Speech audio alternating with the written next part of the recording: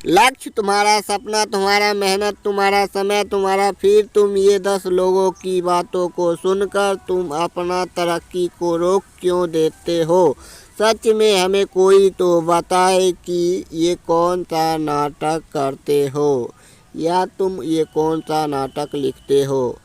लगी रहे नज़र किनारों पर, कभी तो लहर आएगी। ना जाने तकदीर के किस झोंके से हमारी या आपकी ज़िंदगी संवर जाएगी। मेरा एक बात जानो यार, मर्जी तुम्हारा है या फिर उसी हाल में खुद को ढालो। जवानी को दोष क्यों देते हो। अपनी हर तकलीफ के लिए ज़िंदगी तुम्हारी है तो इसे तुम खुद ही संभालो।